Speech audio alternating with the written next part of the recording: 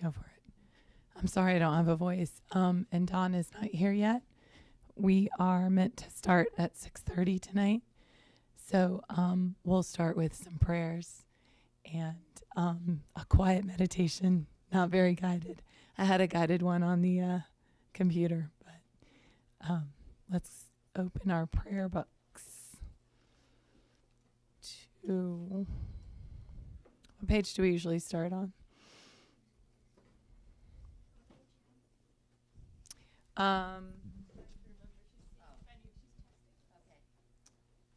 Let's go to page 34. Mm-hmm.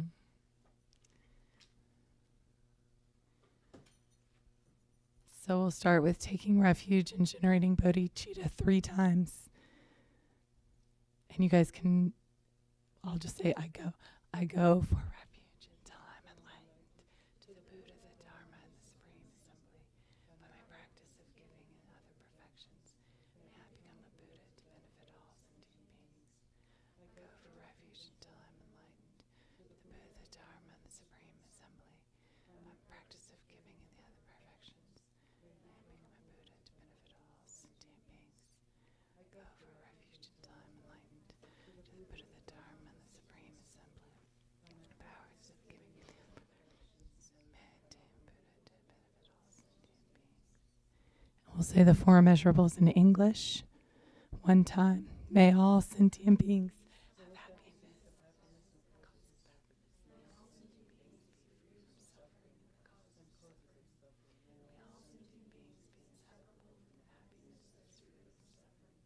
May all sentient beings abide in equanimity, free from attachment for friends and hatred for enemies. So we'll just prepare our minds.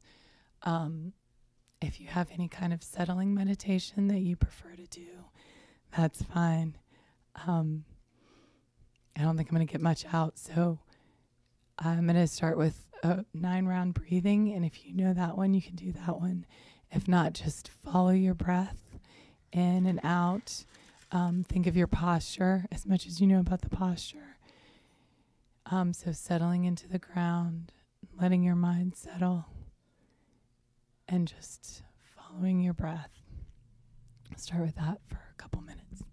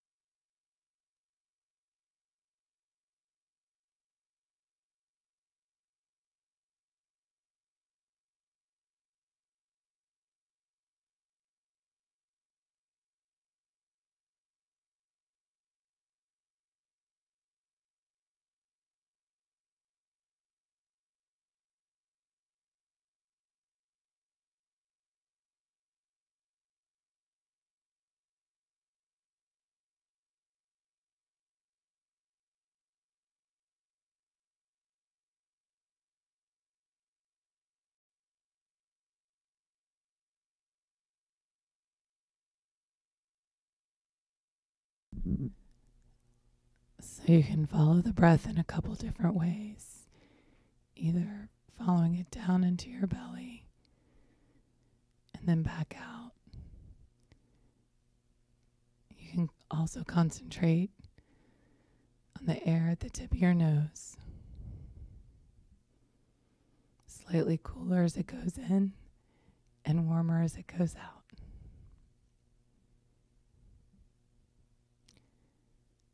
You may also find it helpful to count your breaths. Exhale first, and then count 1 as you inhale, and then continue counting your breaths.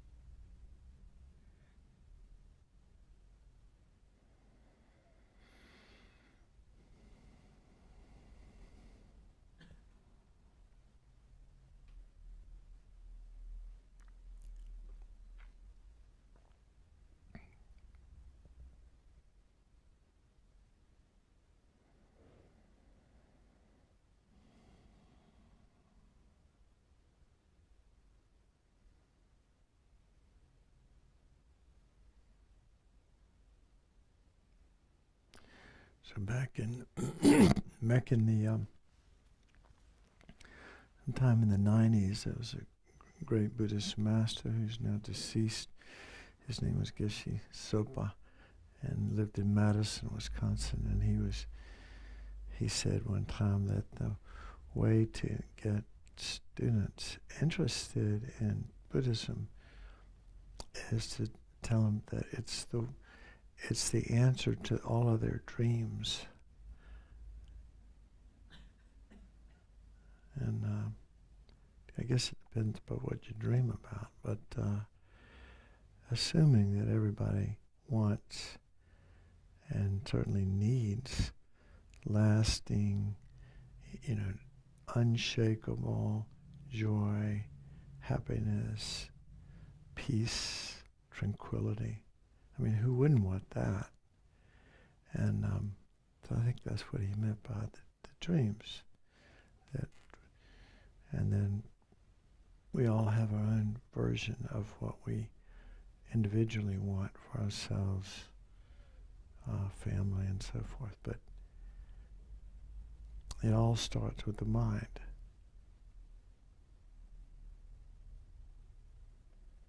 Whatever we want, we have to think about it. And then we have to create the causes for it. And if what we want is something that's virtuous and beneficial, then one of there may be, certainly there are many paths, but one path that we've all chosen to investigate and put some energy in is the path of the Buddha Dharma, based on having some faith, some confidence that this path can really deliver on the claims that yes, life is problematic, that these problems have causes, these causes can be eliminated, and in doing so we can find lasting peace and happiness. That's the Four Noble Truths that the Buddha first taught.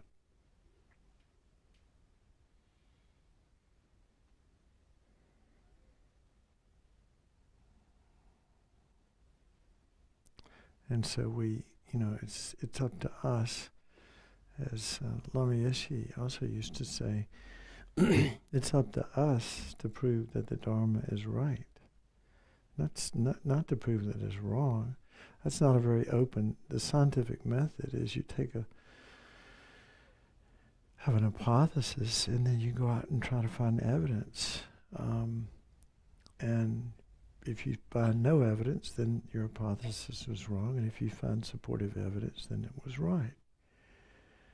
And so we look into our lives and our experiences once we have learned and practiced the Dharma and see if it really does deliver on methods to tame the mind,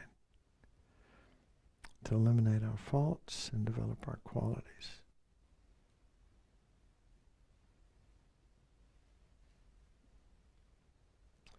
And it's, one of the, most powerful methods of doing that is to develop the mind. We need a ton of virtuous energy, positive energy, to be able to transform our mind. It's not just enough to have an intellectual understanding. We have to have a huge force of positive potential, or what we call merit, behind these understandings, to transform our mind permanently in a really deep, meaningful way.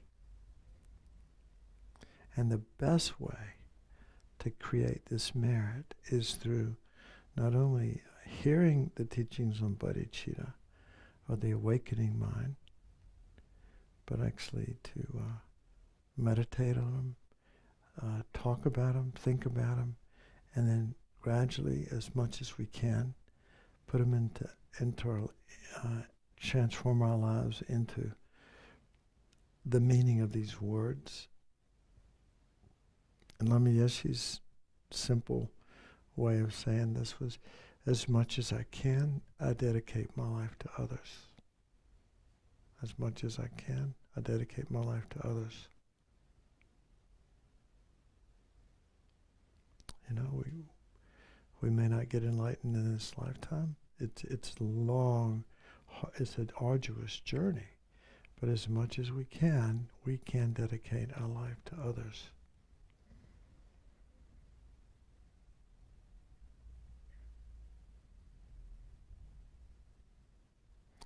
And so therefore we have committed to being here tonight, and we'll meditate on each of these 11 points briefly. So maybe spend some more time on some than others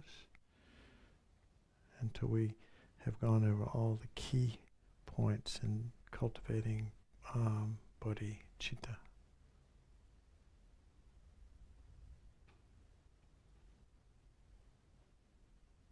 So we can ask, for the blessings of the enlightened beings.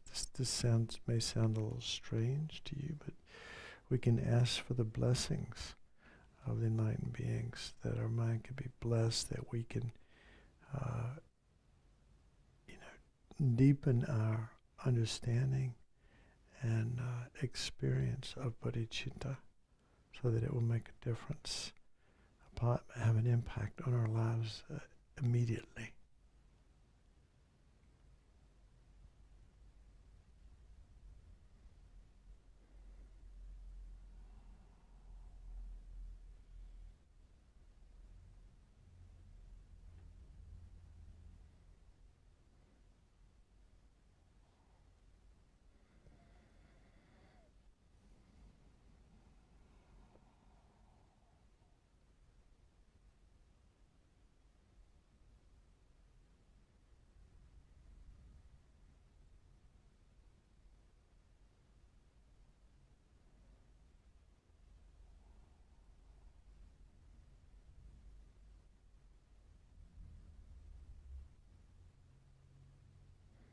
You can relax your concentration.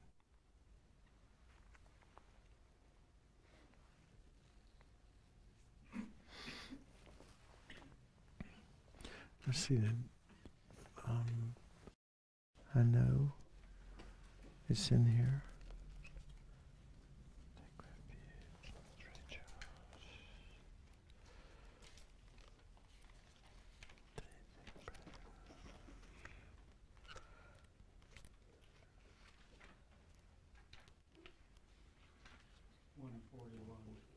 Okay.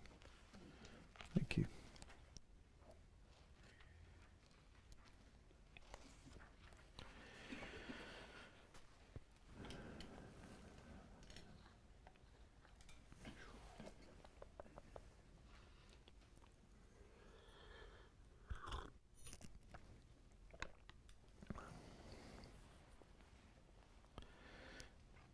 So one of the things about this prayer that's interesting, they almost all prayers start out with homage to the gurus, right? The teachers being the main way we hear the Dharma is through the teachings. And it's not, interestingly, it's not enough to just read the words. It's important that we hear the teachings from a realized master. So it's, because then I think personally, it gives me confidence that the words, when I hear the teachings from the Dalai Lama, for example, I'm much more focused than when I hear them from myself, from listening to whatever. It's very important. And then, so the first little bit is just setting things up, and then talking about the purpose or the benefits of generating renunciation. Then it goes on the next page is how to generate renunciation, and it's pretty clear. There's basically we recall the freedoms and endowments, and life is short.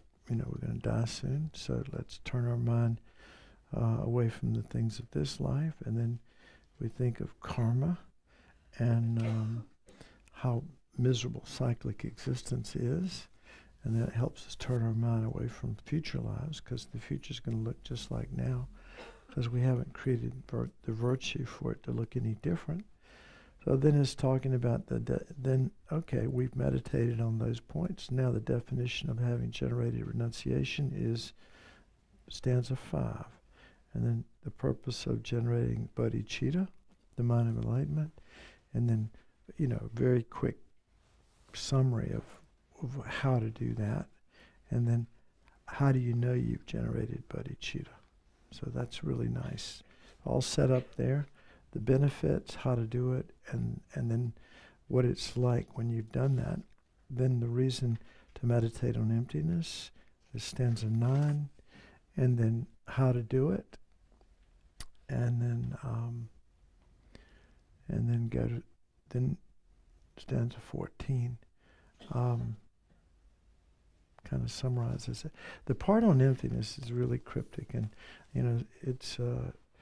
Have you had class on emptiness yet? It's the next one. Oh, the next one. Okay, well then Robbie will be covering. No, who's doing that? Emmett's doing it. Oh, Emmett. Oh, great. So Emmett is going to cover it. Yeah. And and the point, and one of the points that I've said this before, but I'll say it again. Whenever there's a guy named Jeffrey Hopkins, who maybe some people who read Buddhist texts have heard his name, but he came here. I met him many years ago, like in the late 1970s, early 80s, and he used to say that you should always end every teaching on the no matter what the subject is, you should always end on the note of compassion. Somehow you have to be able to tie it back into compassion. If you don't do that, you've missed the point, because all the Buddhist teachings are really to help us deepen our compassion and wisdom. Sometimes it's not so obvious, the wisdom part, but compassion, everything should be able to tie it back into that. So let's read this together again with some mindfulness of while we're reading it. Again, the main, you can see bodhicitta is the second of the 3 principal aspects. So it's not enough, can't get enlightened with bodhicitta, you got to have wisdom, but the bodhicitta is the great compassion wing of the bird of enlightenment. Then you add wisdom and you got both wings. So we'll read this together.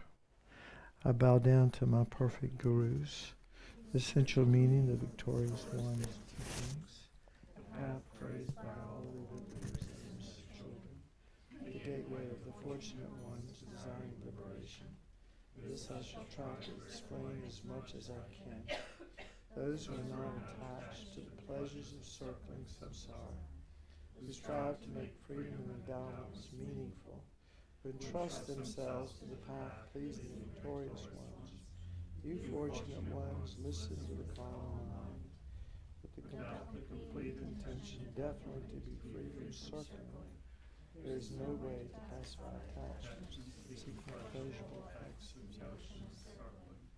And by refraining the cyclic existence, embodied beings are continuously bound. Therefore, at the very beginning, seek renunciation. Freedom and endowments are difficult to find. Life has no time to spare. By gaining familiarity with this, attraction to the appearances of this life is reversed. By thinking over and over again, that action and their effects are unbetraying, and repeatedly contemplating the miseries of cyclic existence, attractions to the appearances of future lives is reversed.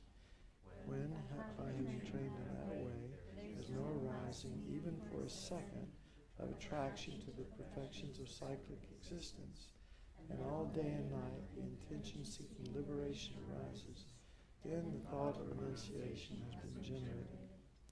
Even if renunciation has been developed, it is not possessed by the mind of enlightenment. It does not become the cause of the perfect bliss of unsurpassed enlightenment. Therefore the wise generate the supreme mind of enlightenment. Swept away by the current of the four powerful rivers, tied by the tight bonds of karma so hard to undo, caught in the iron net of self-grasping, completely enveloped by the total darkness of ignorance, endlessly reborn in cyclic existence, ceaselessly tormented by the three sufferings, thinking that all others are in such a condition, generate the supreme mind of enlightenment. Like the mother whose cherished son has fallen into a pit of fire, and who experiences even 1 second of his suffering as an unbearable eternity. Your reflection on the suffering of all mother sentient beings has made it impossible for you to bear their suffering for even 1 second. And the wish-seeking enlightenment for their sake arises without effort. Then when it realizes the supreme precious mind of enlightenment. Without the wisdom realizing ultimate reality, even though you generated renunciation and the mind of enlightenment, you cannot cut the root cause of suffering. Therefore, attempt the method to realize dependent arising. One sees the cause and effect of all phenomena, of both cyclic existence and state beyond sorrow, forever unbetrayed, and for whom any object trusted in by the grasping mind has completely disappeared, has at that time entered the path pleasing the Buddhas. If the appearance of dependent relation, which is unbetrayed, is accepted separately from emptiness, and as long as they are seen as separate, then one has still not realized the Buddha's intent. If these two realizations are happening simultaneously without alternation, and for merely seeing dependent relation is completely unbetrayed, the definite ascertainment comes that completely destroys the way all objects are apprehended as truly existing. At that time, the analysis of the ultimate view is complete. Furthermore, appearance eliminates the extreme of existence, and emptiness eliminates the extreme of non-existence. If you realize how emptiness manifests in the manner of cause and effect, then you are not captivated by wrong notions holding extreme views. In this way, you realize exactly the vital points of the three principal aspects of the path. Resort to seeking solitude, generate the power of effort, and quickly accomplish your final goal, my child.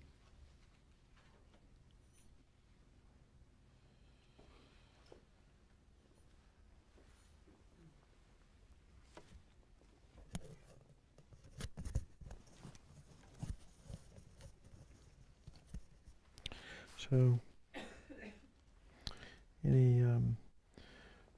the plan tonight is to go over these 11 meditations. How many does people have that handout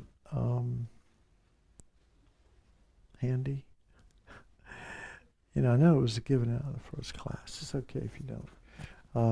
I'll write them on the board as we do them. So I think, we're looking at the time. Did we, let's see, Aaron, did we say we would be finished by 9 o'clock? Okay, so we've got 2 hours. How many people can sit still for 2 hours? I'm teasing. Yeah, we started. I'm not expecting anybody to sit still. I think, I don't have this thing broken down into minutes and seconds, but I know some of the points take more time than others. For example, things like equanimity we need to spend more time on, and then some of the things like in exchanging self for others take more time.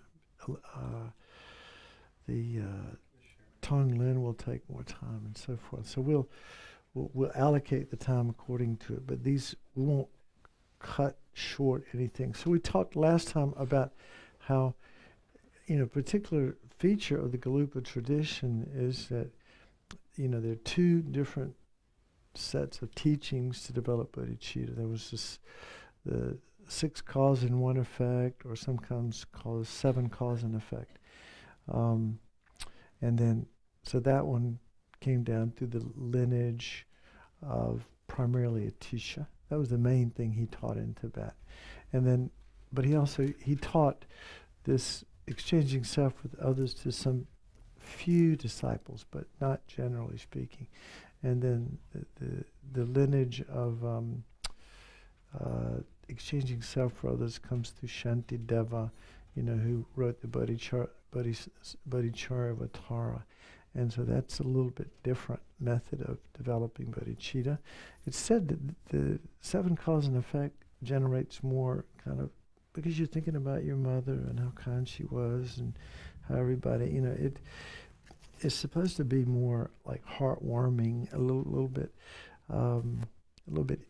but very hard to use that method to develop bodhicitta. But then we say that the exchanging self for others is also like the most powerful way to develop loving kindness. And in some ways you got to have that to have compassion. So it's important. And so here we've taken both of these methods and combined them into one. And that's something that apparently only the Gelugpa tradition has done. And one of the special features of the tradition. So there's several different versions of this outline. The one I'm going to use is one I learned from Geshe Rabten a long time ago. But this basically goes back to the one that Pabanka Rinpoche, who wrote Liberation in the Palm of Your Hands. He was really good at teaching bodhicitta and this outline. So the first point, and I won't be able to write it up here, but I can talk about it. We have a handout, so that's good. The first point is... Well, I have a pen here. I'll just write on it. No, I'm teasing. It's okay. It's not a crucial. Well, it might be nice to look up and see. But we've got it right here. So this is as good as it gets. All right. See, this is even the outline that I particularly would have given, but it is what it is. There's, so usually, equanimity, remembering all the kindness, equanimity, and then knowing all living beings as our mother, remembering the past and present kindness of all mother beings, developing the wish to repay the kindness of all mother beings, equalizing self and others, contemplating from many angles the dangers of self-cherishing, contemplating the many angles, the advantages of cherishing others. Thank you. Then the actual practice of exchanging the attitude of self-cherishing for the attitude of cherishing others. And then then Tonglen is actually 9 and 10 together, focusing on taking, practice of taking, focusing on compassion, the practice of giving, focusing on love. So that's Tonglen. And then developing the superior intention. Remember, that's, this is the big one to bite off. I am personally responsible for the happiness of all sentient beings. It's my job. And it's a great attitude. It's a heroic attitude. It's not and because it's motivated by love and compassion, it's not like, like a megalomaniac, or, it's a Robert Thurman calls it a messianic vow. I don't really like that kind of language, but it's a vow that you're gonna be the one who's going to guide others, infinite other beings, no matter how long it takes. You're never going to give up on anybody. including yourself, and then developing bodhicitta. Again, the bodhi means mind, chitta means awakening. No, other way around. Bodhi means awakening, chitta means mind. So the awakening mind, and and it's you can say it so many ways. Like Jeffrey Hopkins calls it the altruistic intention to become enlightened based on love and compassion. Kind of long-winded, but it's an intention. So it's an altruistic intention to become enlightened based on love and compassion.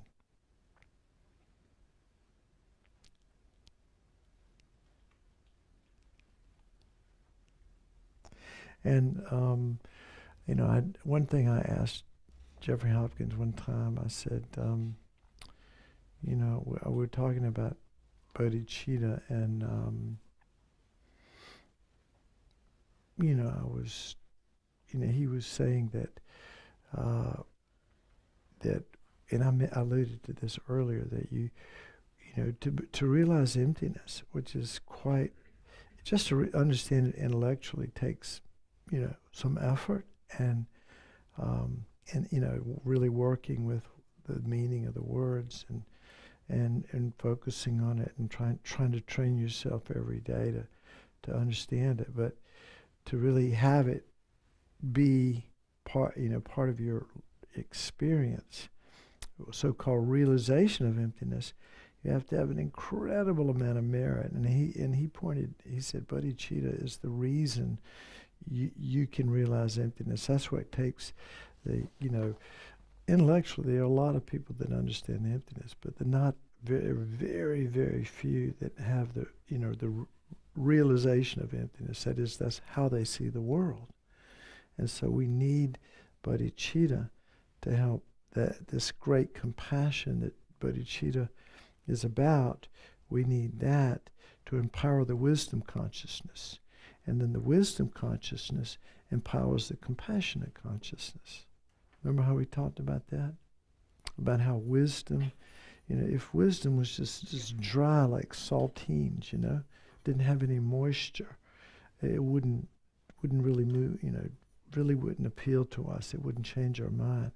But we need the moisture of compassion to empower the wisdom consciousness. And then the wisdom consciousness likewise empowers the compassion consciousness. All right, so here we are. 12 steps. We'll start out with equanimity. And I actually used to have a meditation timer here, but I'll just try to pay attention to it. We'll spend maybe the next 20 minutes. Because this is, I think, if not the most important meditation in the whole Bodhicitta generation, it's one of them. And because it is the foundation. So if you want to stretch your legs, stand up, do something, and wake your body up, and then have a seat back down. Again, if you're sitting in a chair,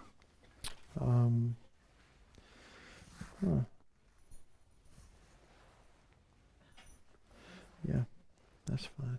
If you're sitting in a chair, you want to sit up as straight as you can.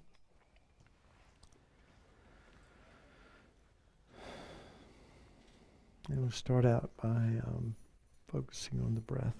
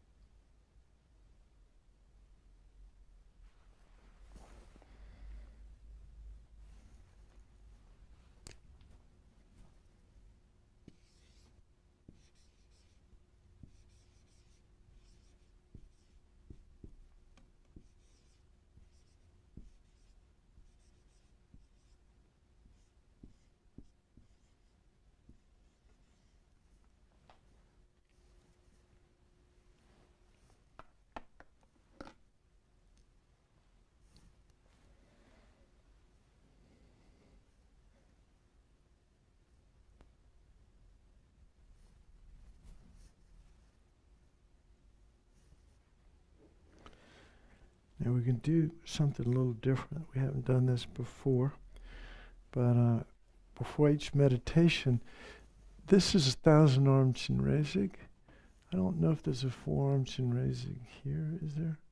There might be one in this Tanka on the 35 Buddhas. Nope, not one there. That's not the one on the right now? No. But, yeah. So 1,000-arm Chinrezig. And, the Dalai Lama is said to be the embodiment of Chinrezig. Chinrezig is the Buddha of compassion. And you can think of these different Buddha figures as... Sure, because I saw this in the NC State Fair, and I thought I took a picture of him. What, of the form or? Yeah, the form. Oh, okay. Yeah. Pass it on. Yeah.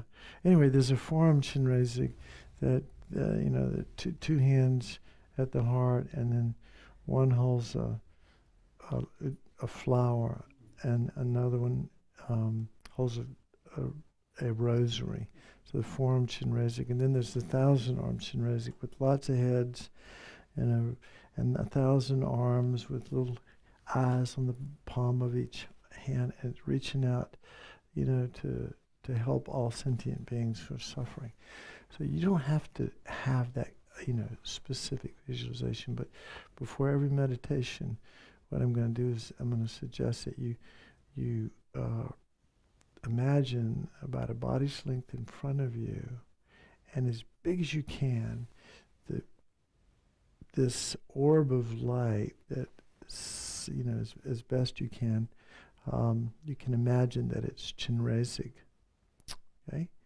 And 1,000 arms reaching out. The Buddha's, all of the Buddha's compassion is symbolized by Chinrezig, and you want to think that Chinrezig is not just a static image or like a hologram, but it's like a living presence of the Buddha's compassion. And then we'll say the mantra about 21 times. We'll say it together. It doesn't take long. I'm going to say it. Some people have never heard it before, so I'm going to tell you right now how to say it. But it's probably the most common mantra recited in all of Tibetan Buddhism. So it's like Om. Just repeat after me. Om Mani Padme Hum. Om Mani Padme Hum. Om Mani Padme Hum.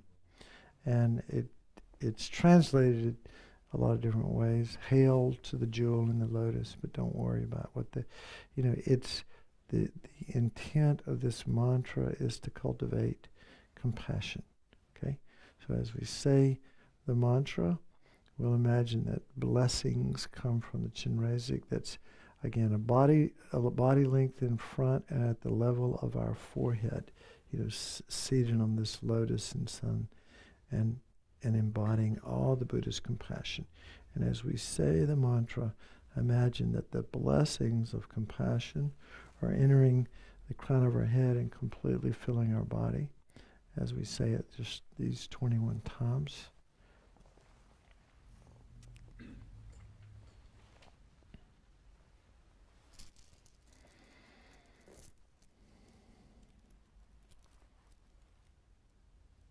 I'll keep up. I'll count them. So again, imagine this living presence of the Buddha's compassion that we'll label Chinrezig, has an unusual appearance, but it's all symbolic of being able to reach out to beings in all 10 directions and helping alleviate their suffering.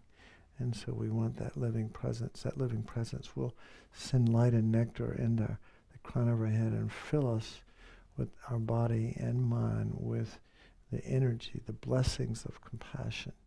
As we say this, if you feel comfortable saying it, don't have to, but we'll say it 21 times. Now the different, I think we could chant it, but I think we'll just we can sing it, but I think we'll just chant it. Om mani padme hum, Om mani padme hum, padme hum, Om mani padme hum, Om mani padme hum, mani padme hum, Om mani padme hum, padme hum, Om mani padme hum, Om mani padme hum, Om mani padme hum, padme hum, Om mani padme hum, Om mani padme hum, Om mani padme hum. Padme hum, Om mani padme hum, Om mani padme hum, Om mani padme hum, padme hum, Om mani padme hum, Om mani padme hum, Om mani padme hum, Om mani padme hum, Om mani padme hum, Om mani padme hum. And imagine that your body, speech, and mind have been blessed by this energy of compassion of Chenrezig. And we're going to meditate now on equanimity, developing this equal regard for the different kinds of beings. And we'll put everybody in 3 different categories. We'll start out with friends, then strangers, and then people that we will label enemy, but someone we feel aversion toward. People we're attached to, people we feel indifferent toward, and people we feel aversion toward. Those are the three kinds of beings that we're going to bring to mind.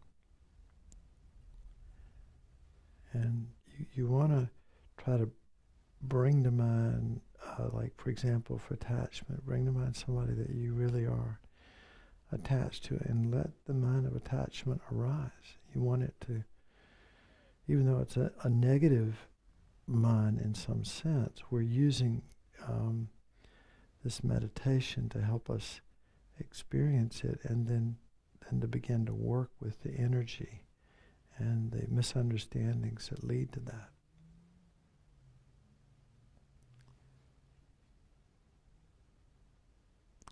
So who are you most attached to right now?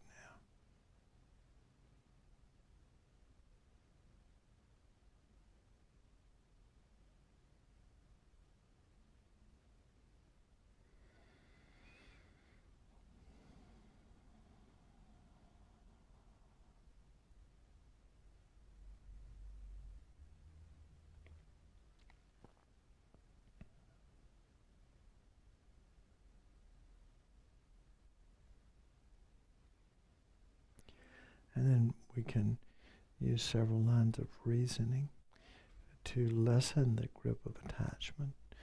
Understanding the evolution of attachment, it comes about when the mind perceives somebody as being inherently desirable or pleasant. Somebody that we call a friend. It could be a child, it could be one of our family members, but somebody that we think is inherently, good for us, kind to us, brings us joy, brings us happiness. And we don't understand that our mind is projecting this. We think that those qualities exist out there, existing from the side of that person. That person really has those qualities. We don't take any responsibility for the fact that we're the ones that are projecting those good qualities on them. They're just, what they do is fairly neutral, but we see goodness coming from their side. And because we exaggerate their good qualities, we get drawn into attachment. When in fact, not only do people's behaviors change from moment to moment and day to day and lifetime to lifetime, but even the friend that label could change. That person that we call our friend could become our worst enemy. And it's happened many times, probably to many of us in this lifetime. people that we liked or loved, now we can barely stand the sight of them. It's not permanent. And in past lifetimes, if we're going to play the past lifetime game, as Jeffrey talks about it, we can see that in past lifetimes, yes, they were my mother. Yes, they were very kind to me, but also in past lifetimes, they've slaughtered us and been extremely mean. And it's, the relationship has been very up and down from lifetime to lifetime.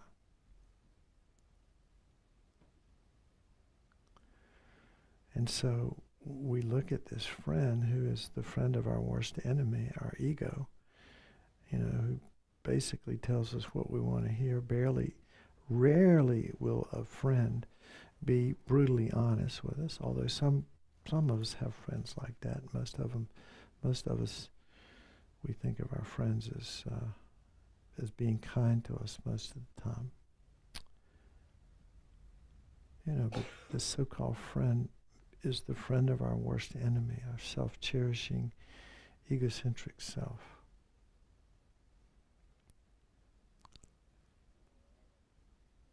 And again, the relationship definitely is impermanent, will not last forever. We put so much energy and hope in these friends.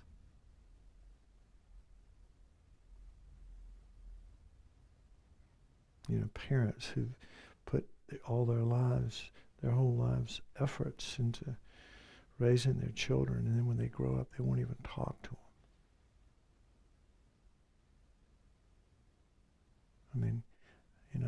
I personally know several people like that. It's just terrible, very painful. So we try to lessen the clinging attachment toward the so-called friend, seeing them as labeled by the mind, impermanent, in past lifetimes have been not so kind to us. This lifetime they are kind, so they get the label friend, but it's not permanent.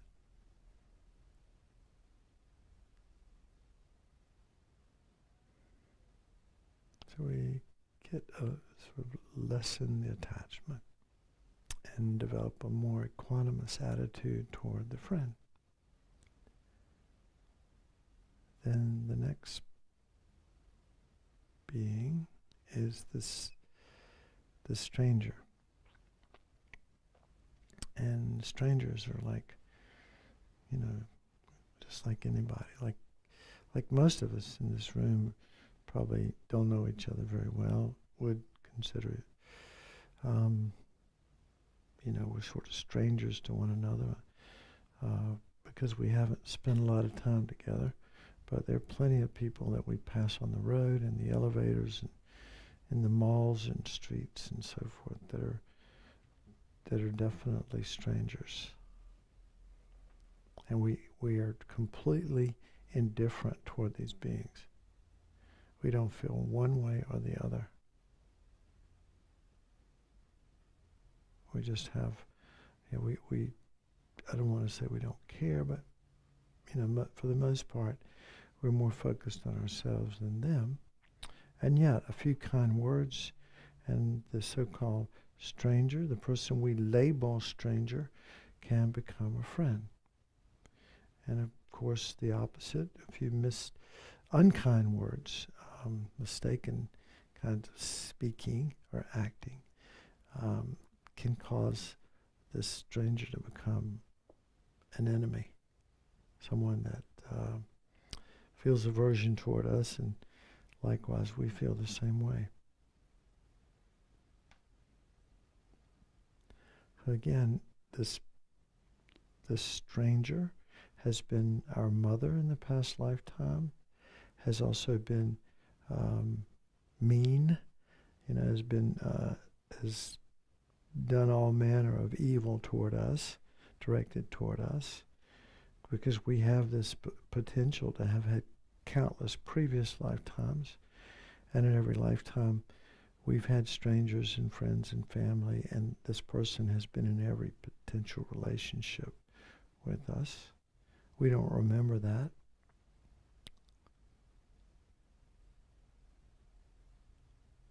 And they want to be happy, just like we do. They're just like we are.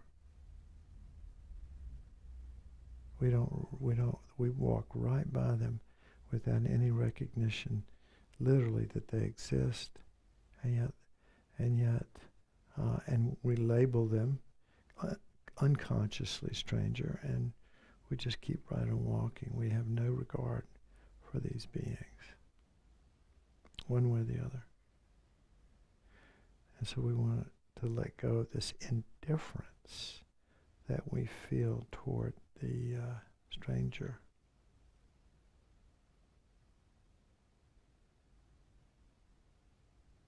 Which makes up the vast majority of beings on this in the universe, but on this planet.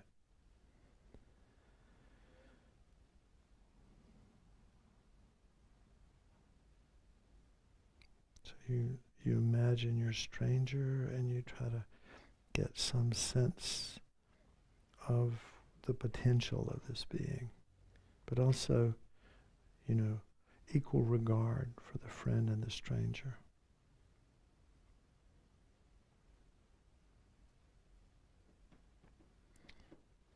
And then we imagine, and this is the most, I think maybe the most important of the three meditations, is to bring to mind visualize somebody in front of you that you really genuinely do not like to be around, would prefer avoiding their company.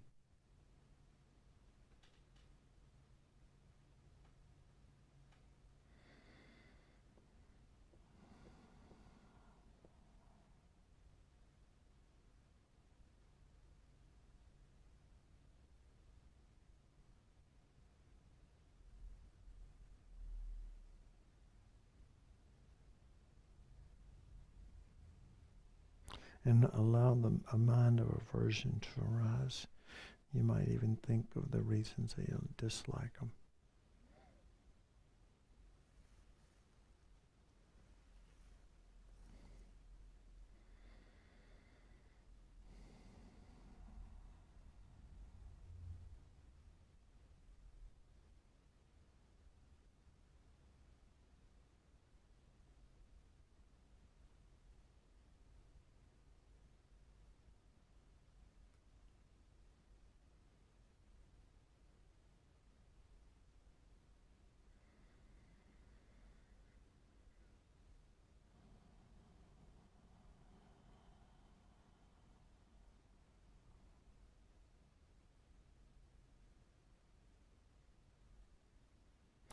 And then to benefit our mind, disliking this person and the aversion that we feel is a sort of it is a negative mind state. It's poisoning us.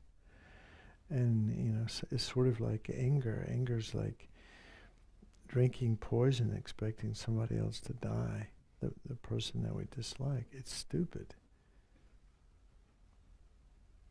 And yet we feel justified in being angry. It's not helpful for the mind. Paralyzes the best part of our mind, which is wisdom and compassion. They cannot function in the same moment.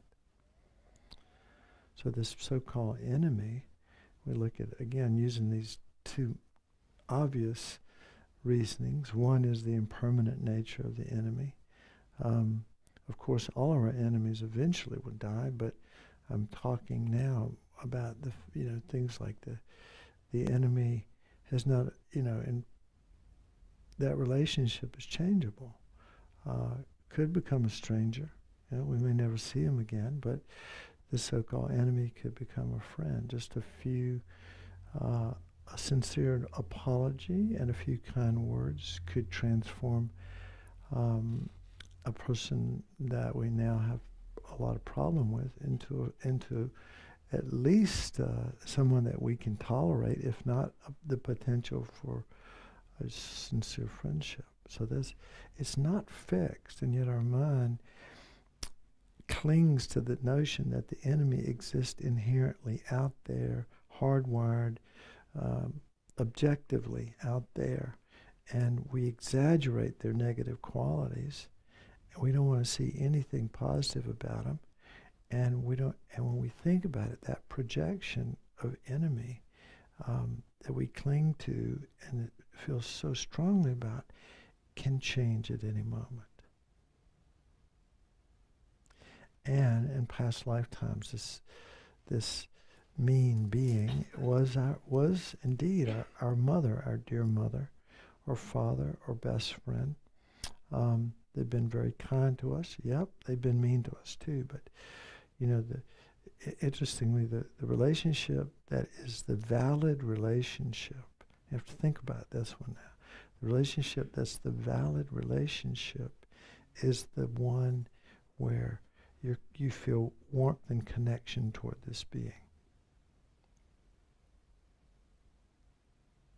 Not when they harmed you. That relationship, harming others, is based on delusion. Virtuous behavior is based on wisdom.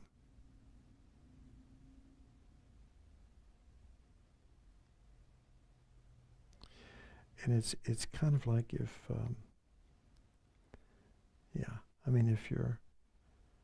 if your mother was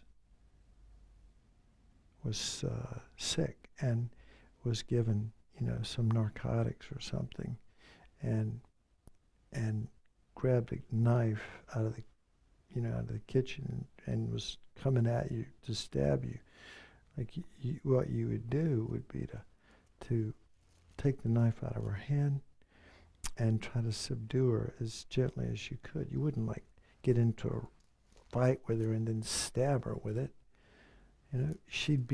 You would understand that the reason she's treating you that way is because she's under the effect of this sickness and the medicines, and so she's reacting out of delusion. In the same way, the beings that harm us are reacting out of delusion.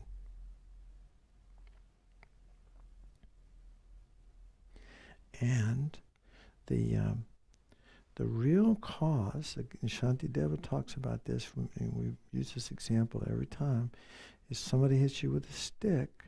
You don't get angry with the stick. That'd be stupid. You get angry at the person that's wielding the stick.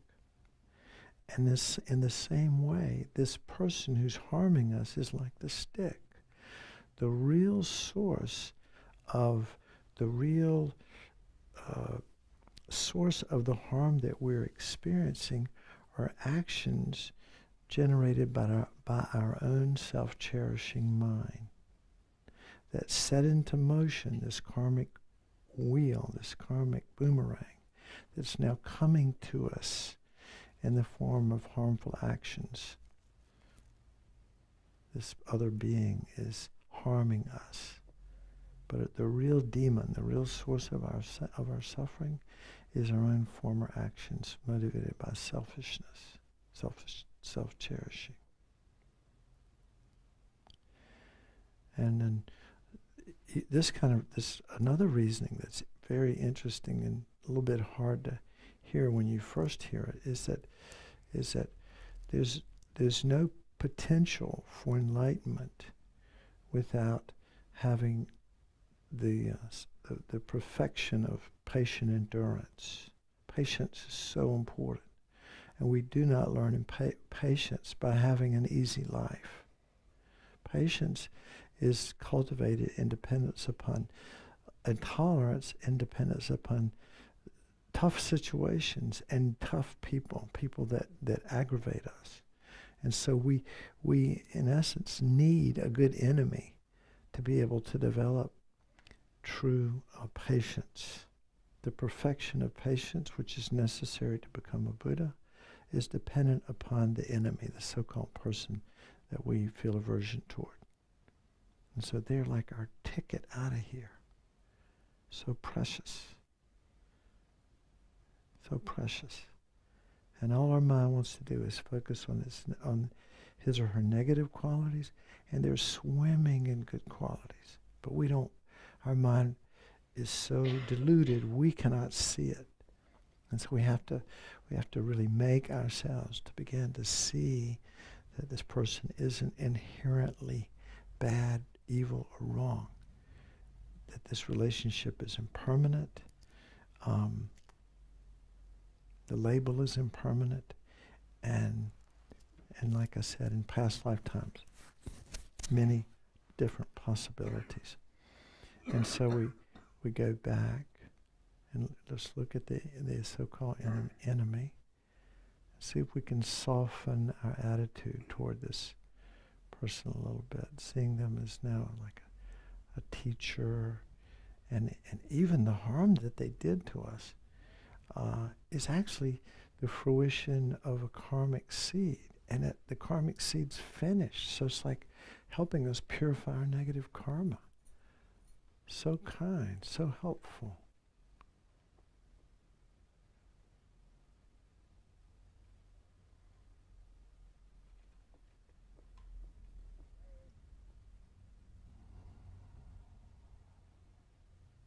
And I really think that this is a meditation. If you put some time into it, you can be extremely helpful. Particularly the one, I think the one with the friend too, and the stranger, all three. But particularly this one, the person that we feel aversion toward, can be so helpful for our mind. And now try to cultivate a feeling of equanimity. All three categories of beings, so-called friends, strangers friends that we cling to, strangers that we feel indifference toward, and so-called enemies that we feel aversion toward. Try to let go of this, not necessarily the distinctions, but these mental qualities that keep us apart from these people. Because we have to get enlightened for all living beings, not just the ones we love. We're going to get enlightened for universal living beings. So this is the foundation for developing compassion and loving kindness.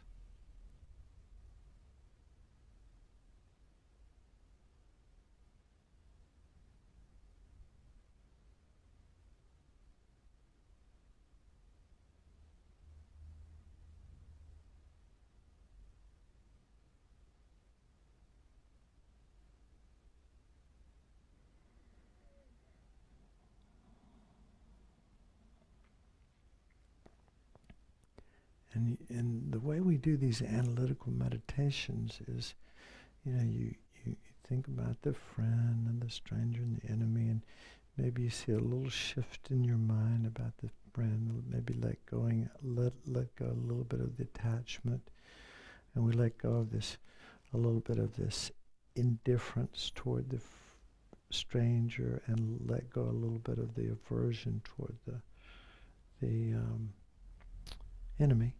And then once we get a sense of, to the degree we can develop it, whatever we get is fine. But once you sense you get a sense of equanimity, then you stop the analysis of friend, stranger, and enemy, and that this whatever you've generated is a feeling. There's a feeling associated with that. You want to hold your mind single-pointedly on that experience, that feeling associated with that realization, whatever you have generated, and keep your mind focused one-pointedly on that experience.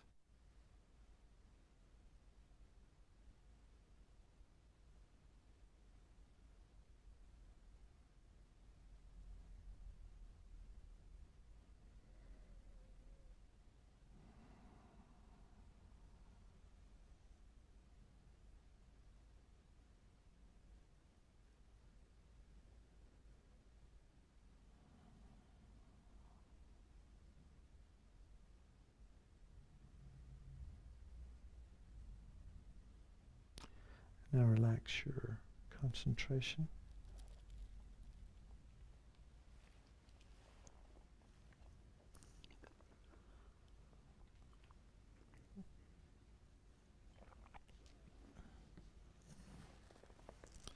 If you want to stand up, I think we'll just take a couple of minutes between each meditation. So if you're going to stretch, bathroom break, whatever, now's a good time to do that.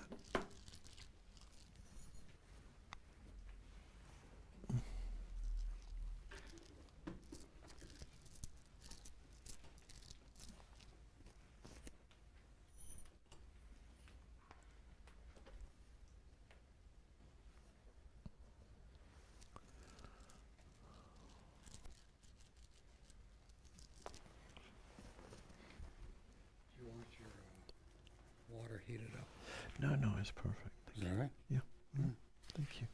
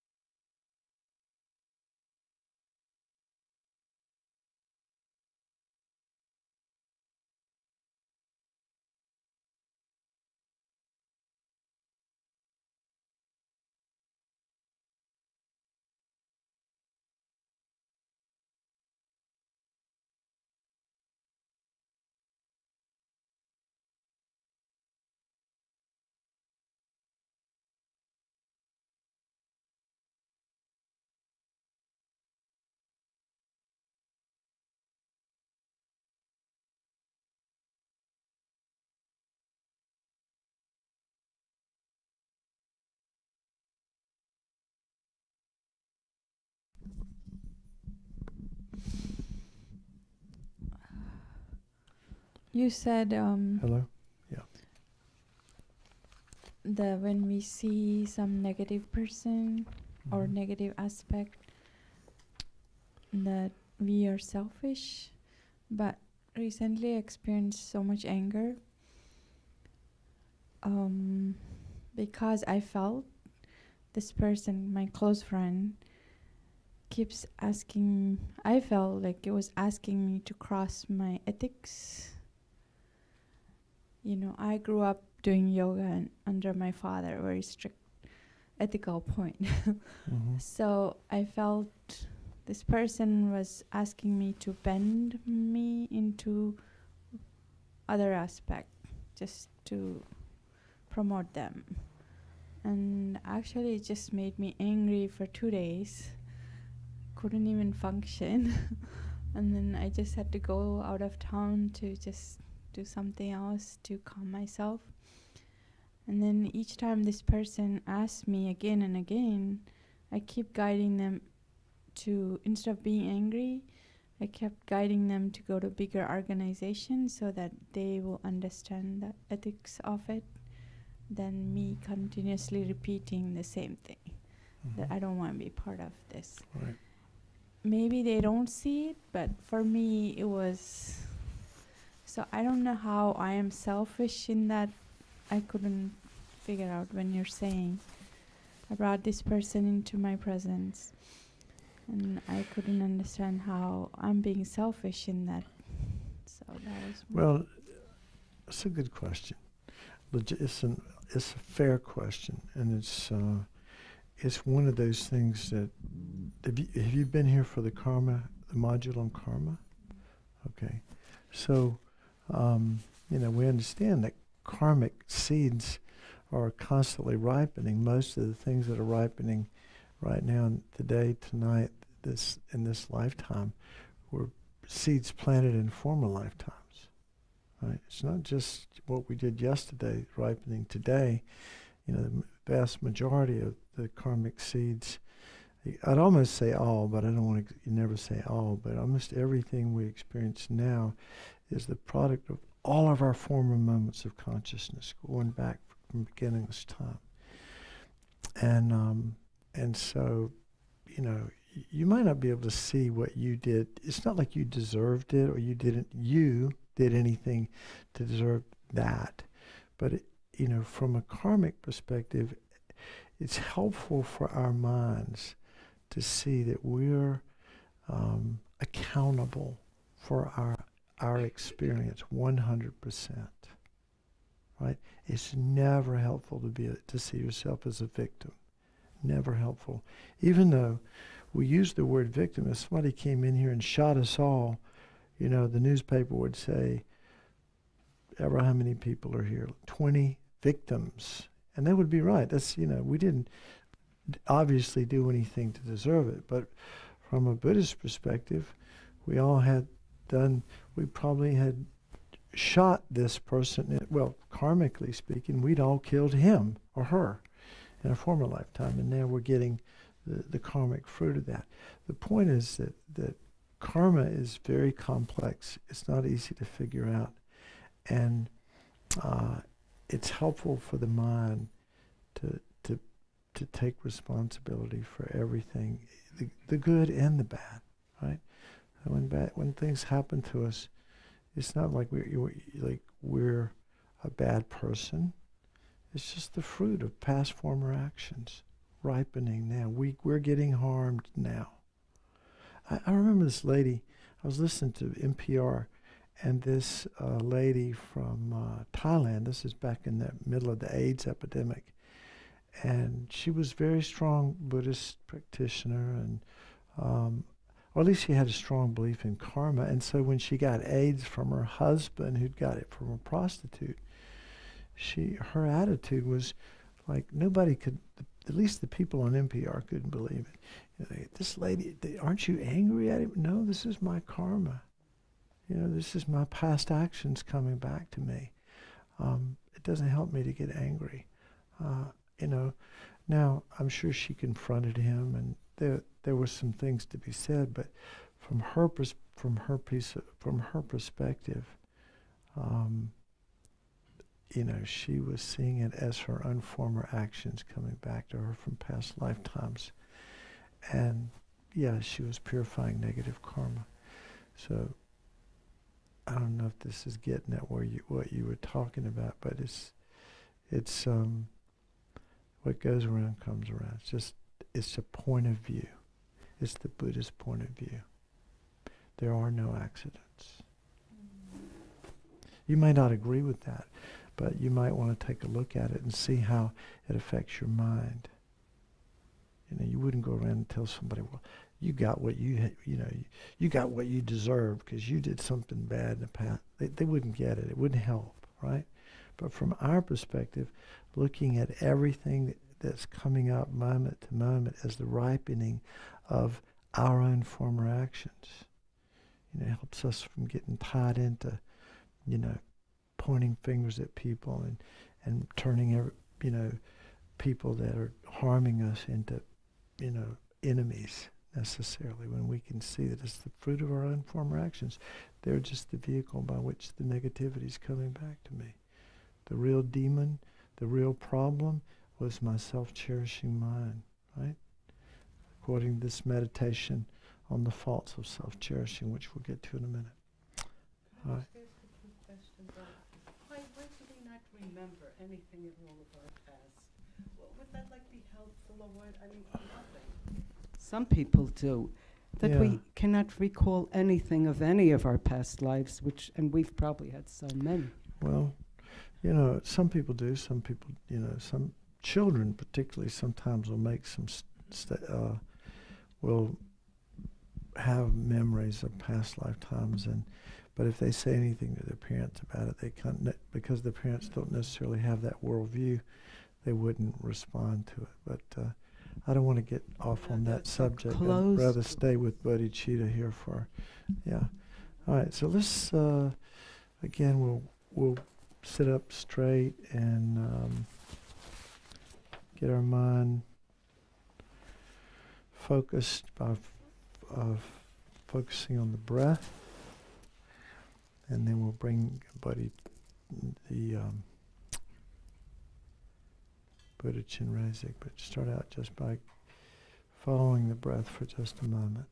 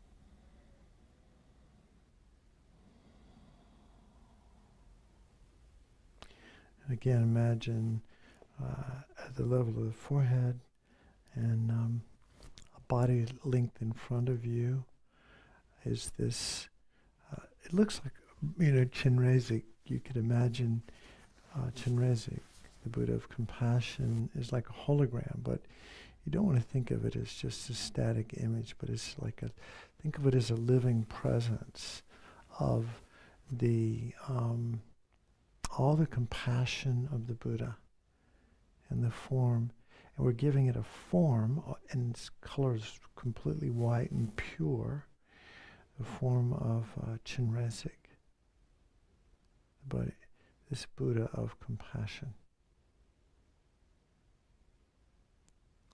And we'll do the mantra again 21 times.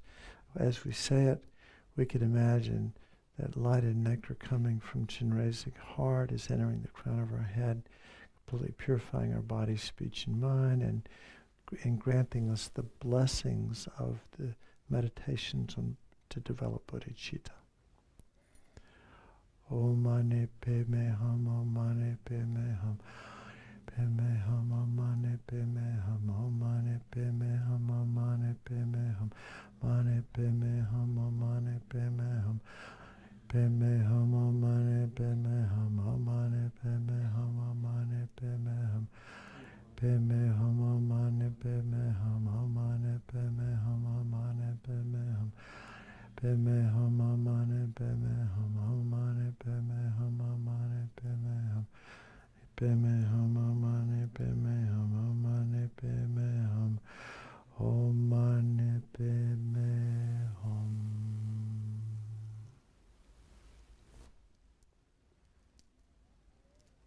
And now feel that we've been blessed by the Chinrazik's compassionate energy to be able to meditate on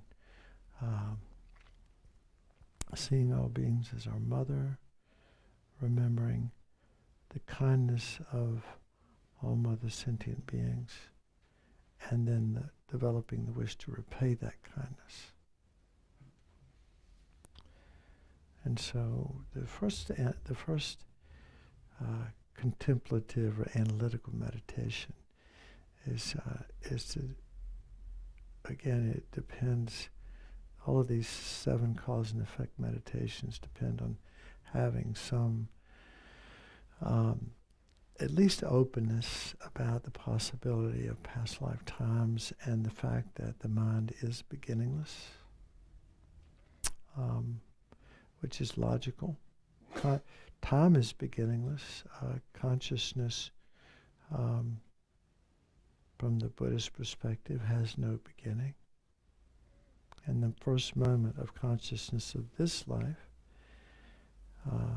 which is formless, consciousness is not substance like sperm and egg in the body, but it's formless. The first formless moment of consciousness of this life had to come from a former moment of consciousness, which is also formless, which came from a past lifetime. And so that moment of consciousness was preceded by a former moment of consciousness.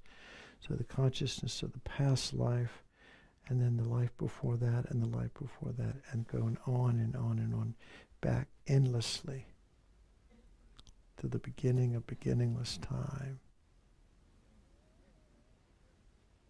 So that's the notion of beginningless mind that we are playing with when we think about rebirth, reincarnation, and when we start talking about our mother of this life having been our mother in countless past lifetimes, and will again be our mother in future lifetimes.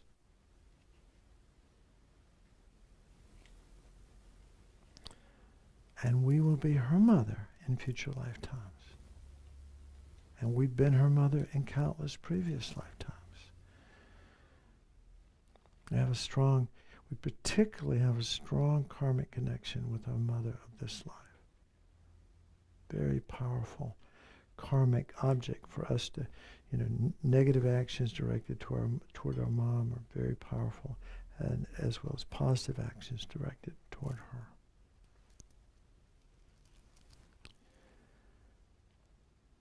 And when we can open up to this possibility, we can also realize that it's possible that all beings, that the other people in this room, maybe just think about your loved ones, that in past lifetimes they've been your mom and will again in the future. And then the people in this room, we've all been family in past lifetimes. We just don't remember it. Kind of like we were talking a moment ago. It'd be nice if we could remember it. But, the Buddha, who was omniscient, he said, I remember it. He could see all these past lifetimes. He could see that we'd been in all these different relationships. And so, in essence, all the living beings, even not just the people, but the animals, the insects, every sentient being, every being that has consciousness has been our mother in the past and will again be our mother in the future. And of course, this relationship is chosen because, generally speaking, it's the most powerful, intimate relationship that we'll have in our whole lifetime. This is somebody who literally gave us our body.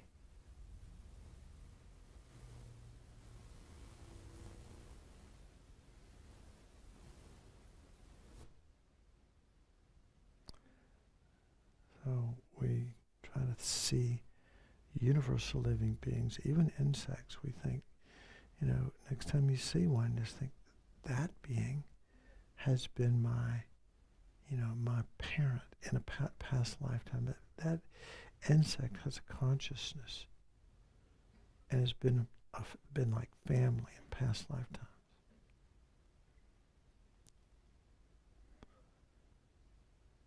So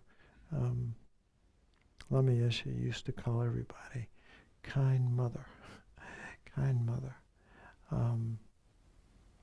And so many teachers, they use that label to remind them that all beings have been their mother and been kind to them.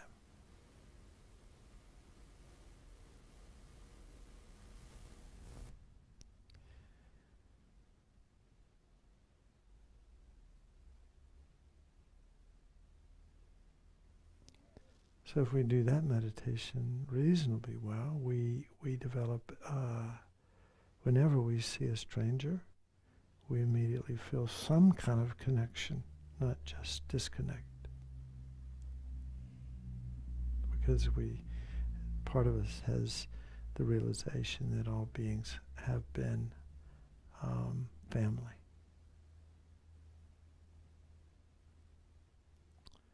Then we turn our attention to the kindness of the mother, and that you can just run your mind through what happened from soon after conception, and when many women have sickness during at least the first trimester. They have nausea and vomiting, and just don't feel right, and the body's beginning to change in ways that are gradually become more and more uncomfortable. And then you have to be careful to eat the right foods and not to harm the baby. And then toward the latter part of the pregnancy, it's difficult to get comfortable, can't sleep, heartburn, maybe had some complications along the way that might even have put your mom's life at risk. And then, of course, she goes into labor, and it's like the worst pain ever, right up there with kidney stones, as people say. Very painful for most women. And of course, a lot of people go straight to the epidural, but the mothers in the good old days, they did it the hard way, and it was very painful. And as soon as we were born, going through all of that, as soon as we were born, your mom was so happy. The obstetrician would take the baby and put it on the mom's tummy and let the baby suckle, because that sucking on the breast, and the babies know exactly what to do because they've done it in past lifetimes, and they know what to do in this lifetime. It's one of those karmic instincts. Causes the uterus to contract. So, and the mother looks at this baby, and it's like, no matter how much suffering she's had for the last 9 months, it's like, it's not even in her mind. It's just, she's so happy to see you. and then see that you're healthy and you're alive, and you know, just no big deal. She's not worried about anything other than your well-being. And then you can go through, you know, the sacrifices that mothers make for their sleep, and no matter, you know, your mom is in bed with 103 fever and you're crying, boom, she's out of bed. No matter what it takes to take care of her child, she'll do it. She does whatever it takes. And then, so we try to, you know, while we're doing this, we genuinely try to think of our mother and real scenarios that probably happen, and then some things that we know happen, like when she took us to school and how sad she was. Like, it was a big transition for her, and then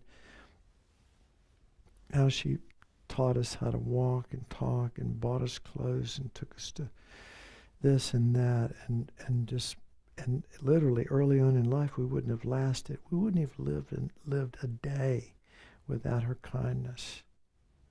And now later on, when we go into college, and then once we finish whatever we did, even we got married or didn't get married, whatever we did, wherever we went, she was always paying attention, hoping that we were okay. Never, ever. A part of her mind was always preoccupied with us and wishing us well. And so whether your mother is still alive or deceased, your all of your mother of this life, you know, has been incredibly kind to us and kind to you.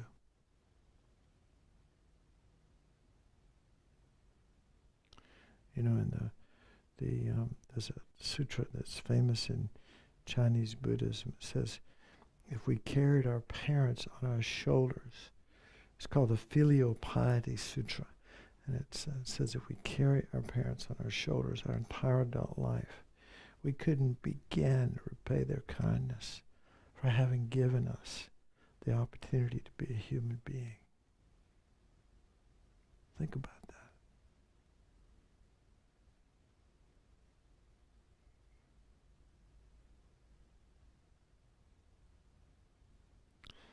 So we develop a sincere wishing all kind mother sentient beings to be happy. It's just a natural evolution of that meditation, as you wish your mother happiness. And all your other kind mother sentient beings happiness. And when we do this meditation well, when we see somebody walking down the street, not only do we feel connected, but we have a sense of warmth toward them. And then the next meditation or point is, it just follows that all of these kind mother sentient beings who've done so much for us, it's our responsibility to repay their kindness. You know, they've done so much to help us, you know, giving us opportunities and cherishing us, and it's our responsibility to repay the kindness of our mothers. No one else's responsibility. It's our responsibility. That's the right thing to do.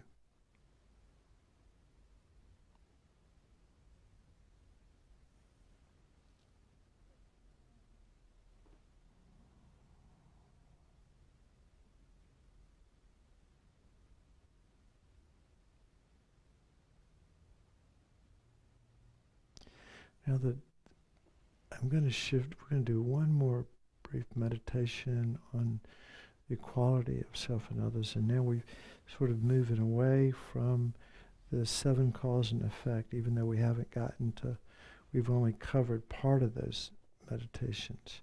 Now we're moving into the exchange of self for others, and the first one is seeing ourselves and others as equal.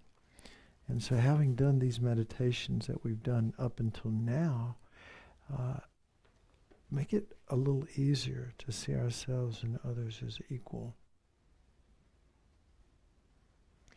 So seeing the quality of self and others. You know, again, this is redundant. I mean, we said it so many times. Everybody wants to be happy. Nobody wants to suffer. I want to be happy. I don't want to suffer. You want to be happy. You don't want to suffer. The faceless strangers that we see, you know, you get right down to the bottom. Their bottom line is, I want to be happy. I don't want to suffer. That's everybody's bottom line. We're all equal in wanting happiness and not wanting to suffer. And yet, who's the most important one? Is it me or is it you?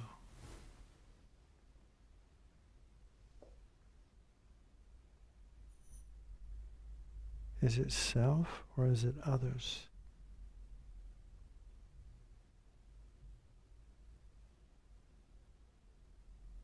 See, so the ego has a very, you know, a very obvious answer to that. Egocentricity says, I am the most important one. You know, the world, I am the center of this universe. My universe. I'm at the geographic center of my universe.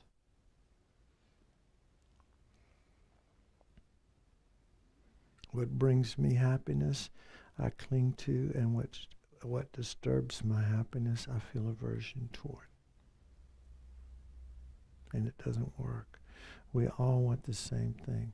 It puts us in the ego puts us in opposition to everyone else. Because we all are driven by self-centeredness. But in this meditation, we're trying to push our mind in the direction of seeing that we're all equally wanting happiness and equally not wanting to suffer. So the Dalai Lama, I gave this example last time. He imagined this line, and on one side is holiness, and he says, I want to be happy and I don't want to suffer. And on the other side are universal living beings, maybe all in human form. And everybody over there has the same desire. I want to be happy and I don't want to suffer. Whose happiness is more important? The happiness of one or the happiness of infinite others?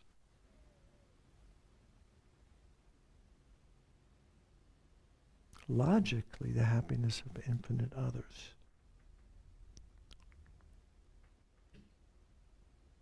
Others' happiness is more important than the happiness of one, if you just want to be completely objective about it. But that's too big a step for us right now. So at least we can acknowledge that we all equally want happiness, and in this way, this really, really important way, we're all the same. Something we know something that's very intimate, that we know about every living being, animals, humans, you name it. Every being wants to be happy and doesn't want to suffer.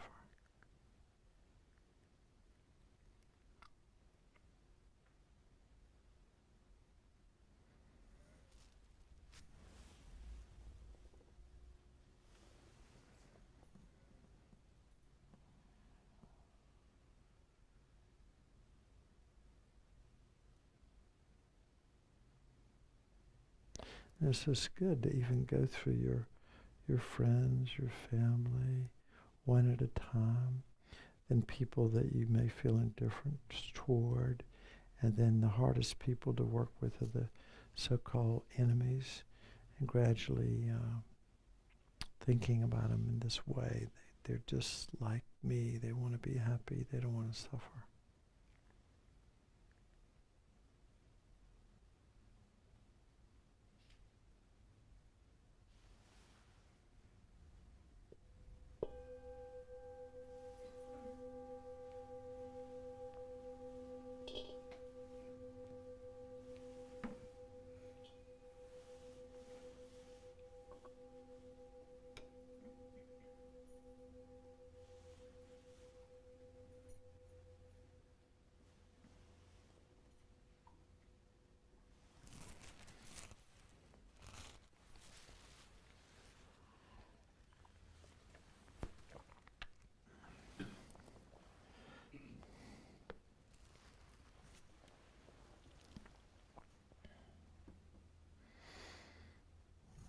So the next, we'll take just any questions about that?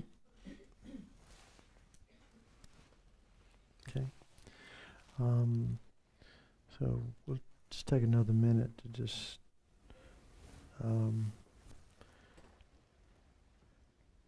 chill, and then we'll do the faults of self-cherishing, the value of cherishing others, and then exchanging self for others.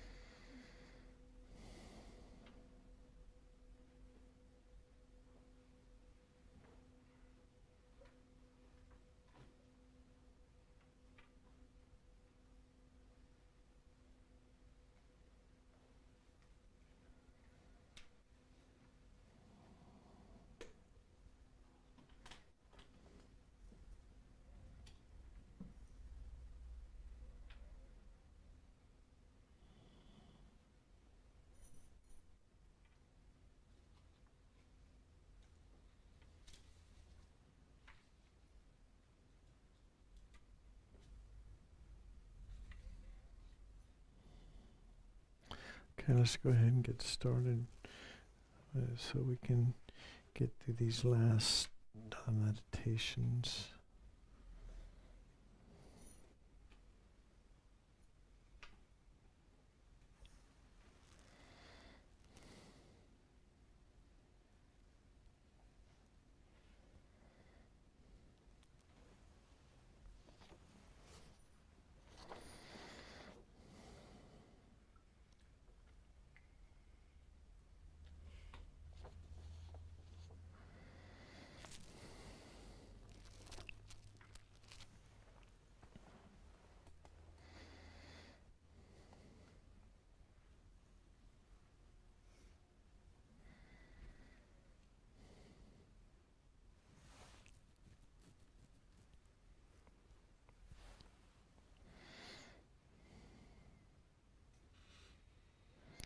But you can just you can use the sound of this bell, this bowl. Just if you stay focused on it, it rings for like a minute. After just listen to the sound of it and let your mind stay focused on it, and then settle your mind on your breath at that point. Just listen to this.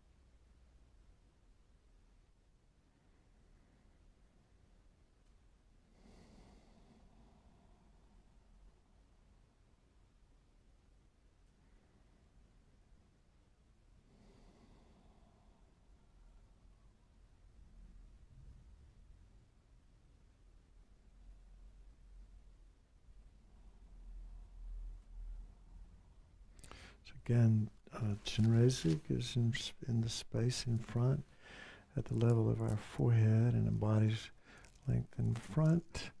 That's the Buddha of compassion, made of completely of white light. And as we say the mantra together, this light and nectar emanates from Chinrezig's heart, entering the crown of our head, and we're completely filled with the blessings of Chinrezig's compassionate wisdom and good energy in the form of light and nectar. Om mani padme hum, om mani padme hum, om mani padme hum. Padme hum, om mani padme hum, om mani padme hum, om mani padme hum. Om mani padme hum, om mani padme hum, om mani padme hum, om mani padme hum. Padme hum, om mani padme hum, om mani padme hum, om mani padme hum, om mani padme hum. Om mani padme hum, om mani padme hum, om mani padme hum, om mani padme hum, om mani padme hum, om mani padme hum. Om mani padme hum.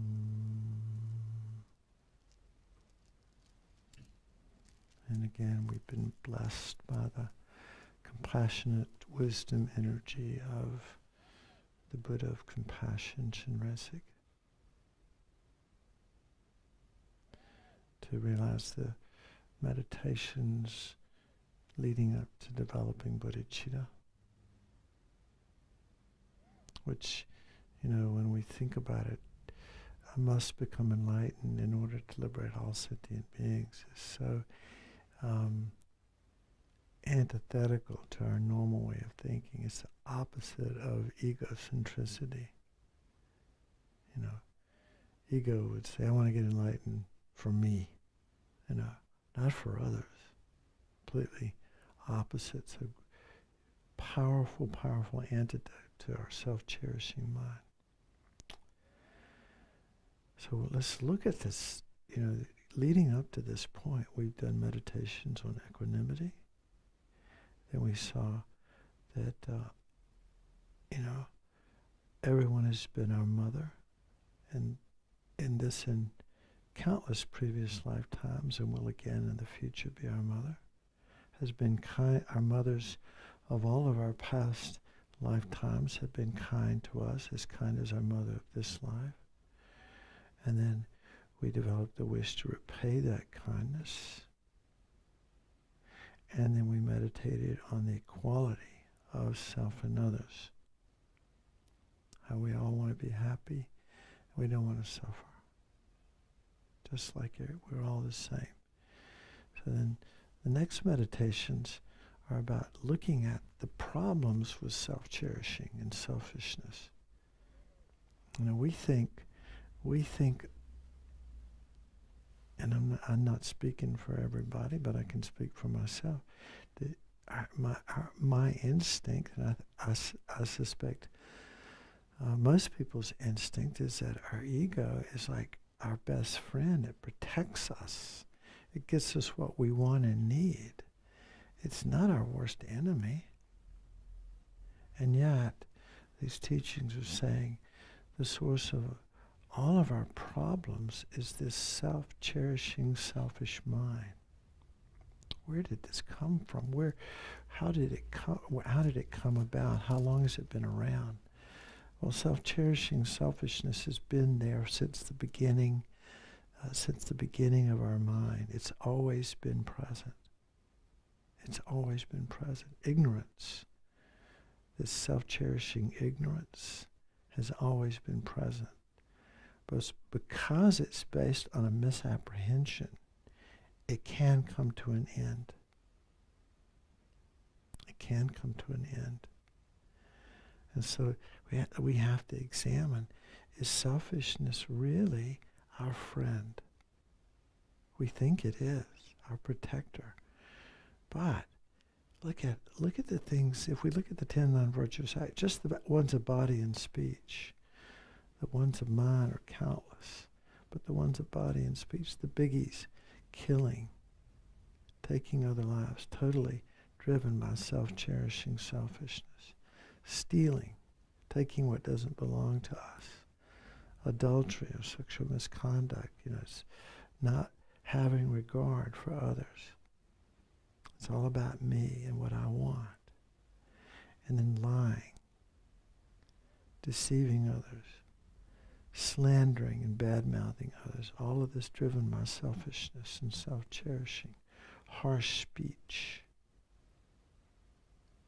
and idle gossip. All of these are driven by self-cherishing selfishness. All of them set into motion the karmic boomerang that's going to come back and cause us to suffer. And then the 3 poisonous minds, greed and hatred and ignorance, are all driven by self-cherishing selfishness. So according to the laws of karma, any action motivated by this negative mind of self-cherishing is going to lead to suffering eventually. Might get some temporary, happiness, temporary excitement, but eventually, definitely going to cause suffering. Definitely going to bring it back to us, things that we don't want.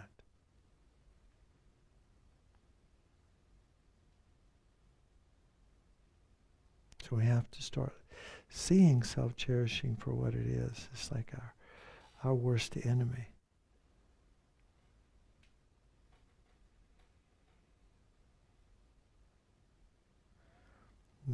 The teachings say that all the suffering from the beginning of beginningless time up until now, between individuals, between communities and countries,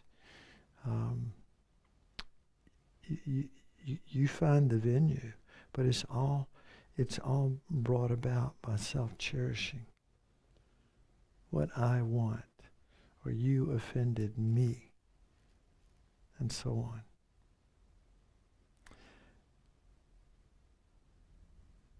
And then all happiness is brought about by cherishing others. This is like flipping the energy. The energy in self-cherishing is totally dark, constricted, narrow, all about me, me, I, you know. And then cherishing others, the energy goes out, you know, where we're focusing on others' happiness, non-harming, you know, seeing their good qualities, protecting them, being kind to them, loving them, and so on.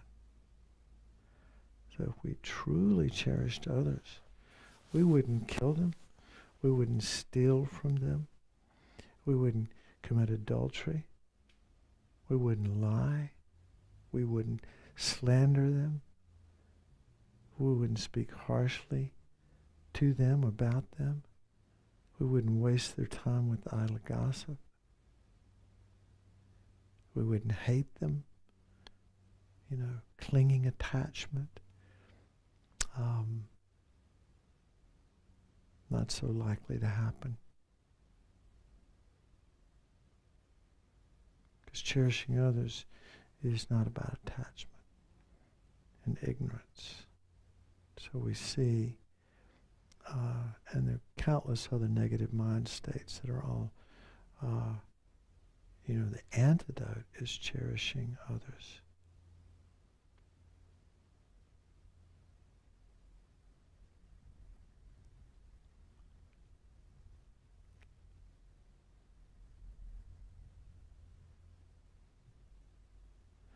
And so, you know, Lama Zopa says, on that bumper sticker we used to sell here a long time ago, it says, for happiness, simple, cherish others. For happiness, cherish others. All the actions motivated by cherishing others will eventually ripen in happiness for us.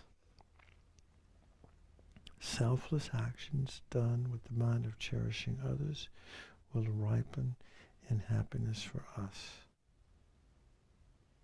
Just because that's how the universe works. That's how the mind works. And the next meditation is to exchange self-cherishing for cherishing others.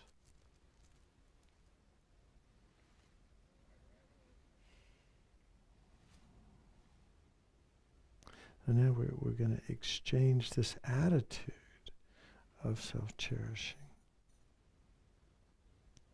We're not going to change places with anybody, but we're exchanging the attitude that we've had all of our lives, and from beginning this lifetimes up until now, that we become so habituated to. Now we're going to start systematically, gradually deconditioning this self-centered attitude and conditioning the attitude that cherishes others. In little ways, we set our motivation in the morning. We get up to behave in ways that cherish others.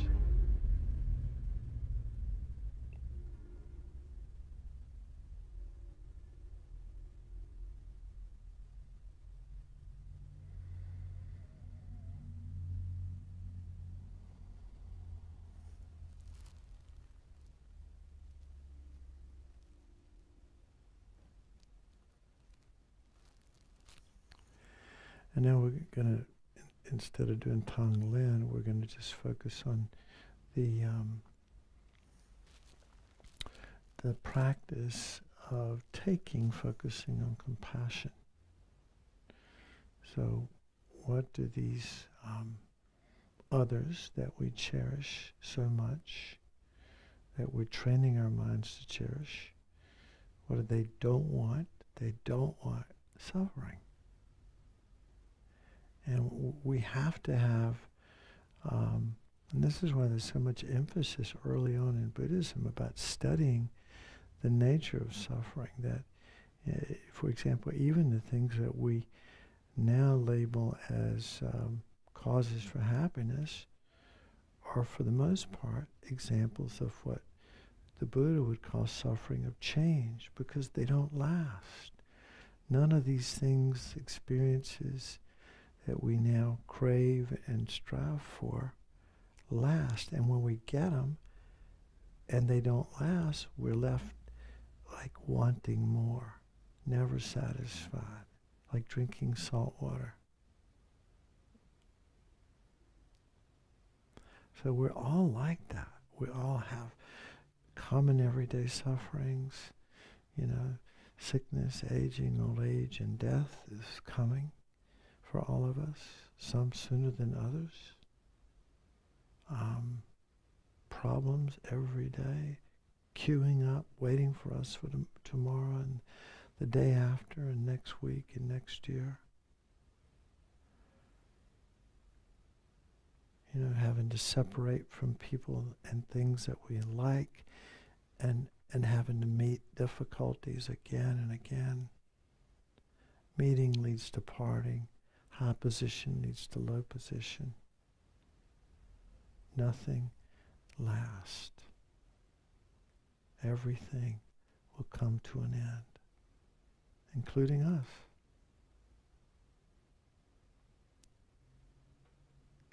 And we all have to deal with the reality of this. It's painful. Suffering is painful. Nobody wants to suffer. And so we practice mentally taking on the suffering of others. Like how nice it would be if they could be free. You can imagine that you're surrounded by universal living beings, all in human form. You can imagine your mom on your left, your dad on your right, your male friends and family are on the right, your female friends and family on your left, and then, in front of you are your people you feel aversion toward, and the rest of them are around you. But it's your universal living beings, and you imagine, may you be free of suffering and its causes.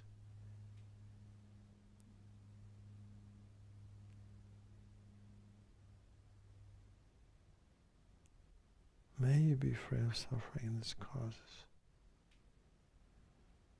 And you can imagine, even breathing in their suffering. Not only, we talked about working with yourself. You could actually visualize your ordinary self there.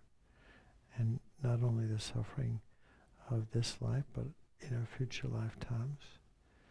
You can imagine universal living beings. And you want to take their suffering on. And so you can imagine you breathe that in the form of black smoke.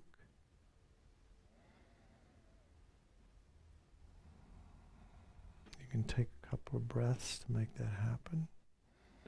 And then it goes down, and that black smoke, goes into it strikes like kind of like a sword at this rock at your heart, this black orb that surrounds your heart of self-cherishing selfishness, and completely destroys it. And then your body's filled with light. And then you send that light out to the beings who are suffering, and you think, may they have happiness and the causes of happiness. Actually, you could start out by saying how nice it would be if they had happiness and the causes of happiness. And then, may they have happiness and the causes of happiness.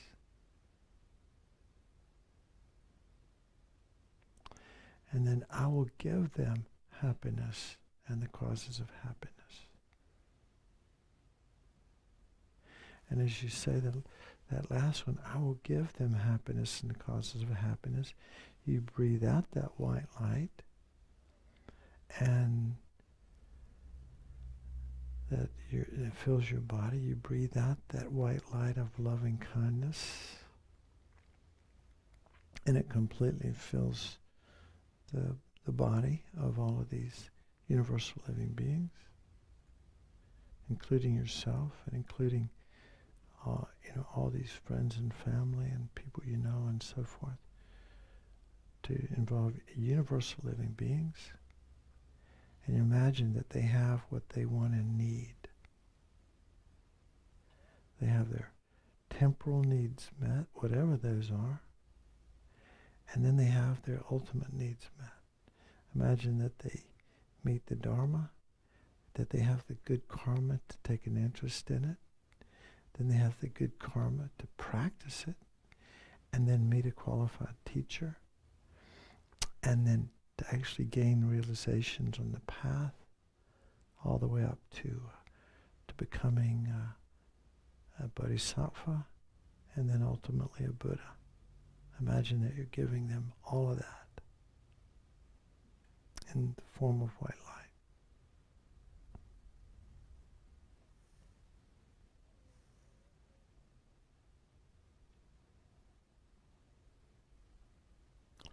We can do this maybe one or two more times. Imagine we're taking on the suffering of different beings. We can play with this. We can think about one of the Buddhist, a friend who was a Buddhist monk for 20 years, he said this was like the most helpful practice for him. And then Venerable George Chernoff, who's just finishing up a 3-year retreat in the mountains of North Carolina, he said Tonglen's the most helpful practice he's to help his mind. For example, if you're angry, you can imagine all the beings in the world that are experiencing anger right now, and that you're going to take their anger into your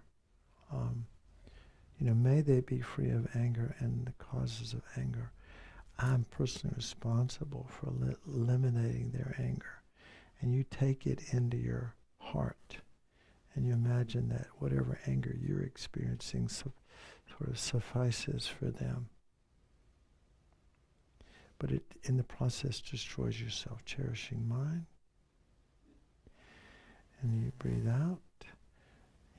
How nice it would be if they could have happiness in this causes. May they have happiness in this causes. I will give them happiness in its causes. And you breathe out the white light of loving, of compassion, of loving kindness. And then they get what they want and need, which is lasting peace and happiness and ultimately full enlightenment.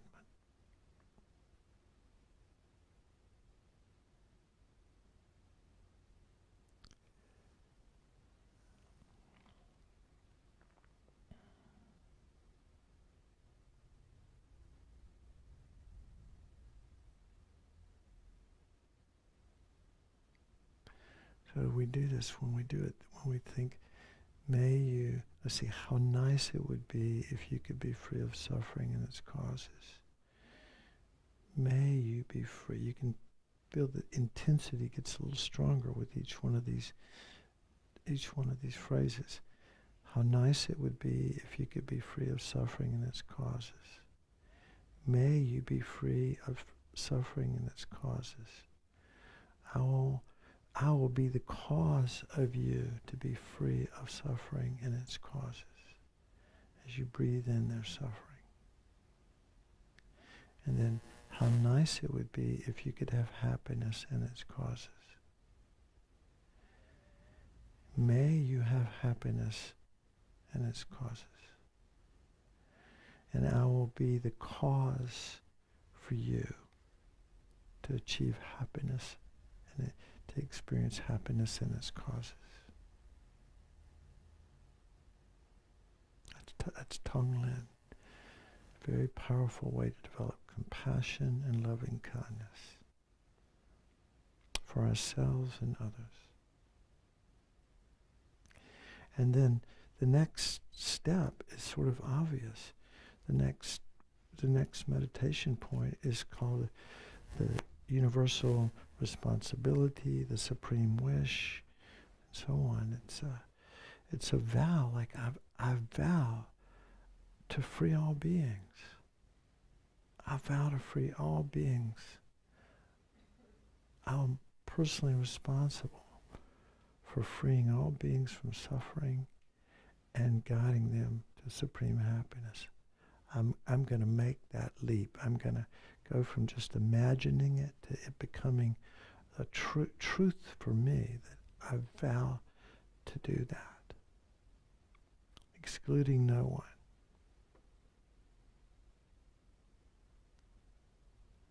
This attitude of universal responsibility.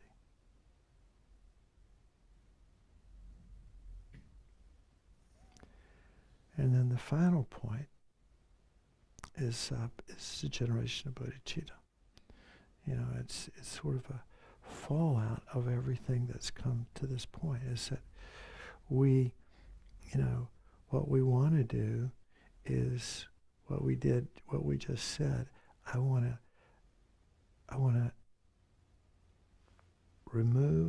be the cause for sentient beings to be free of suffering, and I want to guide them to supreme enlightenment, to the, you know, the bliss of supreme enlightenment. But I don't have the skills to do it. Therefore, I must train my mind. The goal is to help beings be free of suffering and have perfect happiness and enlightenment. The goal is to help them do that. And the method is for us to train our mind, to alleviate our faults, and to develop our qualities.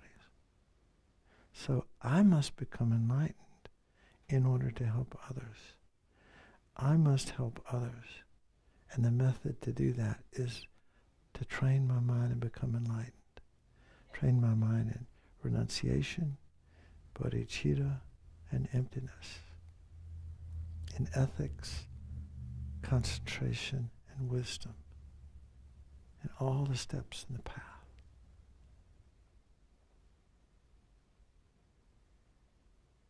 You know, I must become a Buddha in order to help others. I can do as much as I can now. You know, but my ultimate goal is eliminating my faults and developing my qualities as much as possible.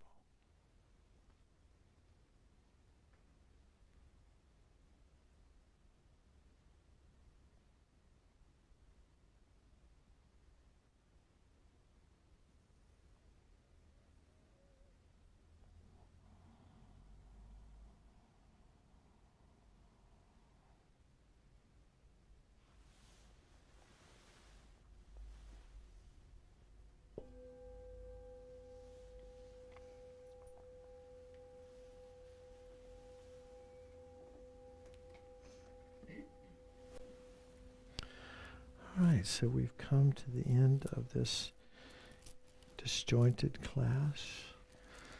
We start, stop so many times, but we did finish it. So thank you for those of you who made the effort to be here.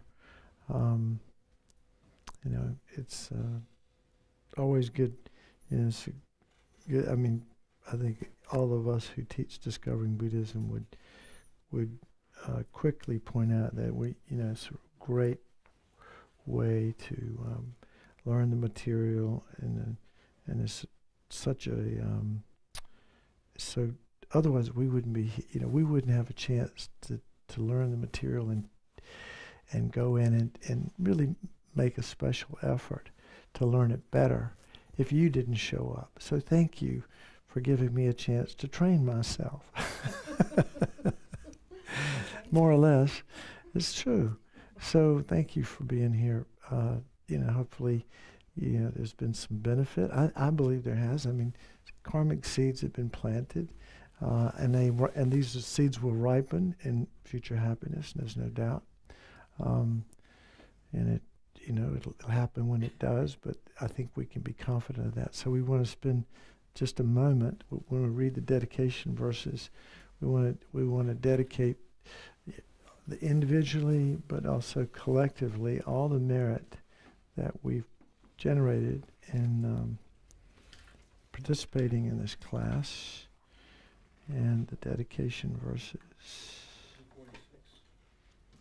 246. There it is from Master Shantideva.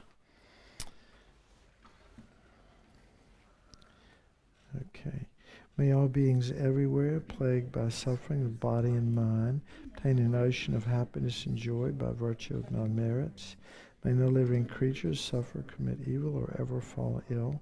May no one be afraid or belittled with the mind weighed down by depression. May the blind see forms and the deaf hear sounds. May those whose bodies are worn with toil be restored on finding repose. May the naked find clothing, the hungry find food. May the thirsty find water and delicious drinks. May the poor find wealth, those weak with sorrow find joy. May the forlorn find hope, constant happiness, and prosperity. May there be timely rains and bountiful harvest. May all medicines be effective and wholesome prayers bear fruit. May all who are sick and ill quickly be freed from their ailments. Whatever diseases there are in the world, may they never occur again. May the frightened cease to be afraid, and may the bound be freed. May the powerless find power, and may people think of benefiting each other. For as long as space remains, for as long as sentient beings remain, till then may I too remain to dispel the miseries of the world. Thank you. Did you want to say something? I just want to say thank you, Dawn. We have a thank you card in the back, but I didn't want anyone to miss their chance to sign it. So we're not sneaky enough to get all the way around during class. So we also have chocolate. It's been a while since we handed out chocolate. Oh, thank and it's you. dark chocolate, so maybe the healthy kind. Oh, yeah. Thank you. And good for my heart. And every once in a while, we got to remember the people that show up every week to open the bookstore. And Chris picked a great day to sub for Brian. Thank you so much for streaming all the claps from the... Thank you, Aaron, for showing up every week and making Discovering Buddhism happen. Amen. All right. Well, that's it. Emptiness starts... the class on emptiness starts in a couple weeks. Yeah. And the class starts in a couple weeks, first Monday of May. Yeah. Be sure and make Robbie tie every class into compassion. Oh, that's right. Himmet. Make Himmet do it. Robbie, you've always taught it. I know. This is...